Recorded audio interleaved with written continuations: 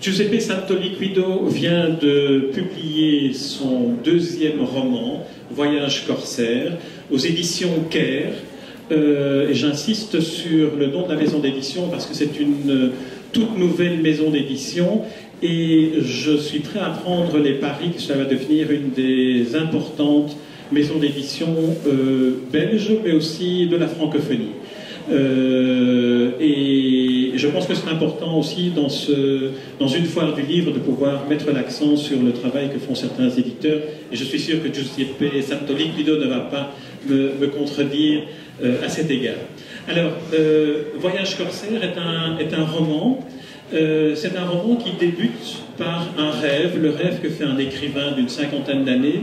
Et c'est un rêve un peu kafkaïen parce que le personnage se dédouble finalement, ne se reconnaît pas et se voit en train d'écrire un récit qui est celui que nous allons découvrir dans ce roman. Un récit qui va nous conduire au Cameroun. L'écrivain a un nom à consonance italienne comme vous et est originaire d'un bassin sidérurgique en Wallonie. Alors, Giuseppe, ma première question est, est-ce que, d'une certaine manière, dans le prolongement de votre premier roman, vous réunissez finalement un univers qui vous devient de plus en plus familier, auquel vous avez ajouté l'Afrique aujourd'hui? Oui, je pense que c'est peut-être le propre de tout écrivain, et que ça se fait inconsciemment. Ce n'est pas du tout, c'est pas du tout quelque chose qui est préparé sciemment comme ça avant d'écrire, mais ce sont des thématiques qui reviennent systématiquement et qui me travaillent, qui m'interpellent et sur lesquelles j'ai envie d'écrire. Donc ça finit peut-être effectivement par dégager un univers qui m'est propre, probablement qui n'est pas propre qu'à moi, mais qui en tout cas est celui que j'ai envie, au sein duquel j'ai envie de voyager.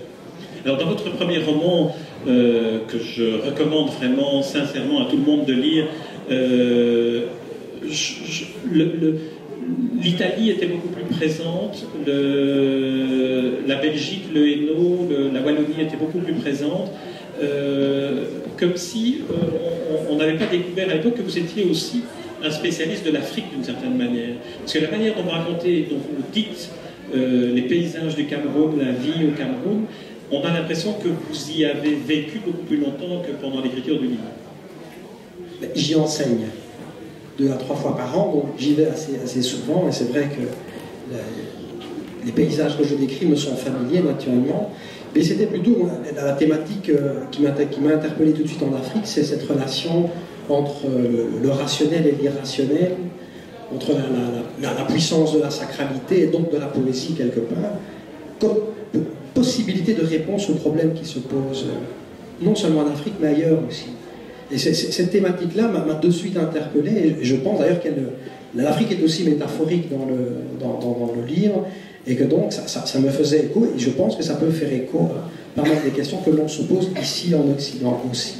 Oui, votre personnage, lorsqu'il se trouve en Afrique, c'est un personnage qui sort d'un divorce et donc se retrouve un peu dans un voyage qui est une parenthèse dans sa vie. Il rencontre un personnage très particulier, un vieillard, qui a passé 40 ans de sa vie en Afrique à remettre en scène une pièce de théâtre d'Eschyle. Et vous dites d'ailleurs que c'est peut-être là que se trouve la solution au problème de l'Afrique, mais au problème du monde. Alors c'est quoi? C'est l'analyste, c'est le romancier, c'est le poète, c'est le passionné de Pasolini qui se disent là? Oui, mais Pasolini le disait avant moi, et donc oui, effectivement, donc, Pasolini entre en scène à un moment donné dans le récit, donc il ne serait pas mort, parce qu'il a vécu en Afrique et qu'il avait plusieurs projets de réalisation cinématographique et d'écriture en Afrique, et il était passionné par la tragédie grecque. Et il pensait d'ailleurs que qu'il y avait beaucoup de similitudes entre justement cette relation entre l'irrationnel et le rationnel que l'on trouve en Afrique et la civilisation grecque, qui est la mère de la civilisation occidentale d'ailleurs. Donc il se dit cette ambiguïté cette relation entre la raison, le rationnel et l'irrationnel, et donc la puissance poétique comme possibilité de répondre aux problèmes qui se posent aujourd'hui. Dans cette relation, dans le compromis que peuvent trouver le rationnel et l'irrationnel, se trouve la réponse aux problèmes qui se posaient, notamment en Italie à l'époque, qui se posent en Afrique, qui se posaient hier et aujourd'hui, mais qui se posent aussi aujourd'hui, ici. Et d'ailleurs, l'Orestie d'Eschyle tourne autour de cela, et c'est le compromis que doivent trouver donc les Érénies, qui sont le symbole de la puissance irrationnelle, et Athéna, la déesse du rationnel. Donc il y a cette ambivalence qui se joue là, et Pasolini, donc, dans le livre, serait toujours vivant, et passerait son temps, année après année, à mettre en scène l'Orestie d'Eschyle en espérant que ça débouche sur quelque chose. Vous avez cette formule d'ailleurs fulgurante disant, je la cite de mémoire, mais Pasolini est peut-être mort, mais en tout cas il est certainement en vie. Ah oui, oui. Oh, pour moi et pas seulement pour moi. Et s'il pouvait être là physiquement encore aujourd'hui, je pense que, d'ailleurs on va célébrer les 40 ans de sa mort dans 2 ans, je pense que beaucoup c'était d'abord un fin analyste politique et un fin analyste anthropologique, je vais dire. Donc c'est un auteur qui mérite d'être découvert ou redécouvert.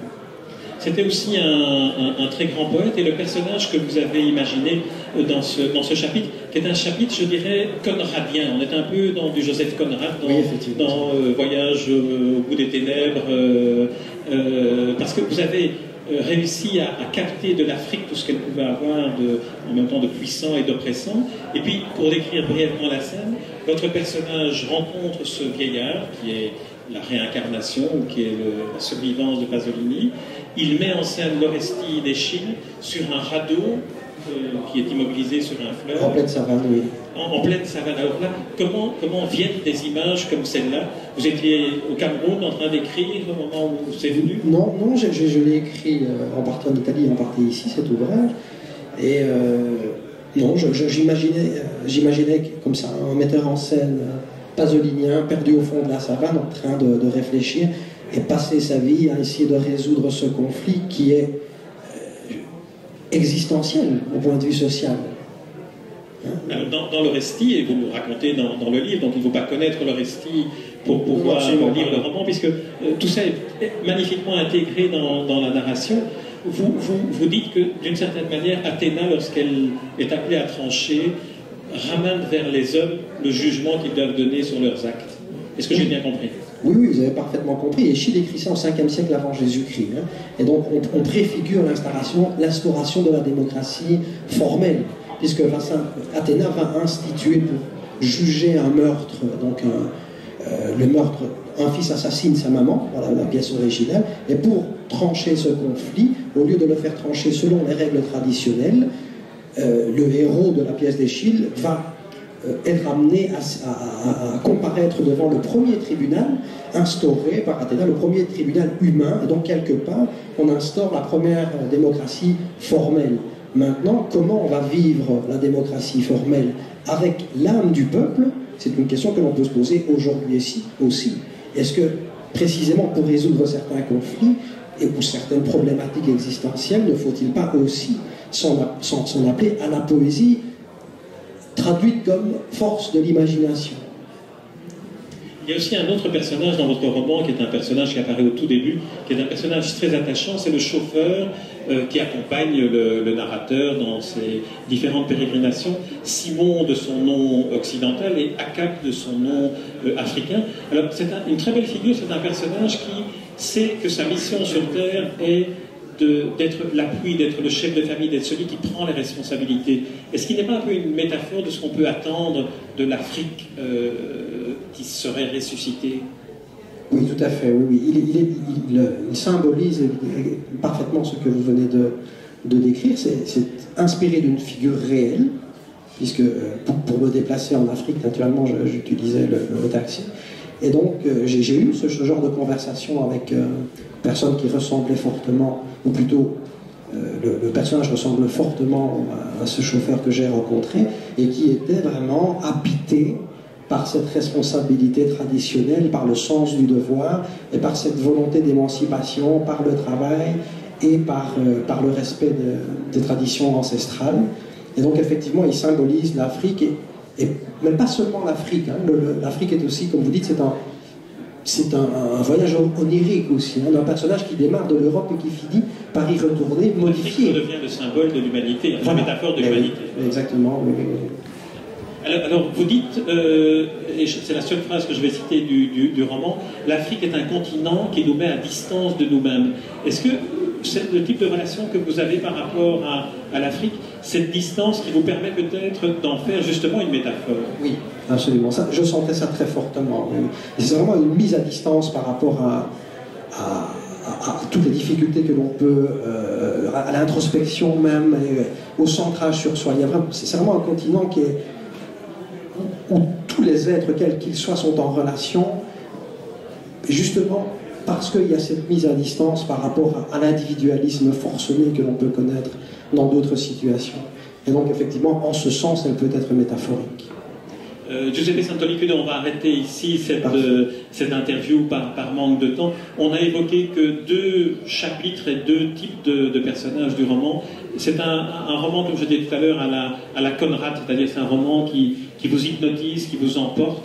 Et une fois le livre refermé, c'est un livre qui vous reste, dans la mesure où, par le jeu des métaphores, vous réfléchissez non seulement sur l'Afrique, mais aussi sur la justice des hommes, sur toute une série de thématiques, notamment sur l'organisation de la politique, dans le sens noble du terme, vue à travers une très belle figure de personnage de veuve d'un homme politique assassiné africain. Et tout ça se trouve dans Voyage corsaire, un titre inspiré d'un vers de Pasolini aussi, je crois. Et donc, je vous le recommande vraiment. Et lorsque vous l'aurez terminé, vous n'aurez de cesse de lire le premier roman de Giuseppe Santoliquido, dont le titre m'échappe. L'audition du docteur Fernando Gasperi. L'audition du docteur Fernando Gasperi. Et si vous le voulez, vous pouvez aussi entendre son interview plus complète à propos de ce premier roman sur Espace Libre, où vous irez sans doute. Voilà, merci Giuseppe, et bonne chance pour ce livre.